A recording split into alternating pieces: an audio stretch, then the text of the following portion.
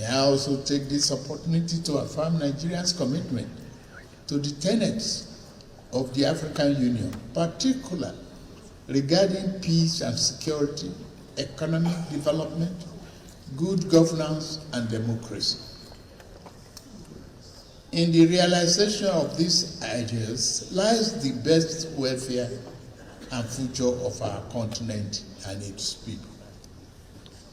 Your Excellencies, this world and our world is a continent in transition. The world exists in a period of fundamental transition.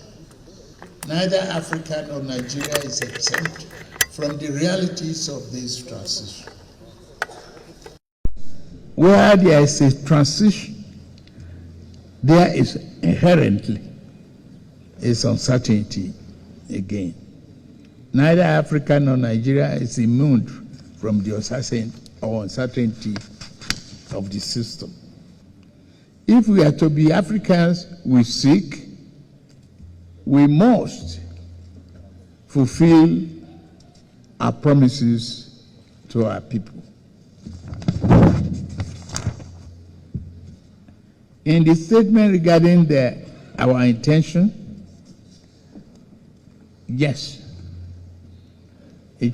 as chairman of ECOWAS, I will say emphatically here that we seek to harm no one. We seek to collaborate with those nations in transition. Yet,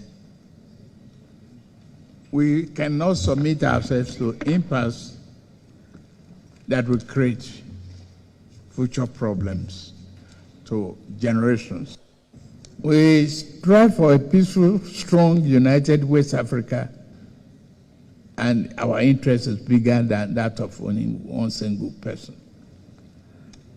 Thus, out of the dust and fog of misunderstanding and acrimony, we must seize the change to create an era of trust and accord. We are doing everything possible, front door, back door diplomacy, to really bring peace and stability and democratic governance to West Africa and to Africa as a whole. On Gaza and the Middle East, here I will be remiss without mentioning events in Gaza and the Middle East. We have seen enough violence and suffering. It is time to cease fire, to demand the restraint and dialogue. We must give peace a fair chance. We must deliver a just and lasting solution for all parties involved. On the theme of this year, education is essential to a durable solution to challenges confronting our continent. Help to achieve the Agenda 2063 objective of a peaceful and secure Africa. I speak Africa not only of education in terms of the benign use of science and technology to improve the material standard of our people. Africa must also become a better educated in the humane art of democratic practice and conflict resolution. This year's theme encourages us to remodel our educational system to fit these goals. In Nigeria, my administration is devoting ample resources to promoting education, including feeding our children in schools, and investment in telecommunication and technology needed to flourish in 21st century. Admission of the AU into the G20. Admission of our union into the group of G20 is a welcome step in our long-standing demand to play our fair and proper role in the global stage. Nigeria will work closely with South Africa and others to justify the present and our representation in the continent. In a similar vein, we remain focused on equitable reform of the composition of the United Nations Security Council. Institutional reform of African Union have been placed on our lap this morning. And Mr.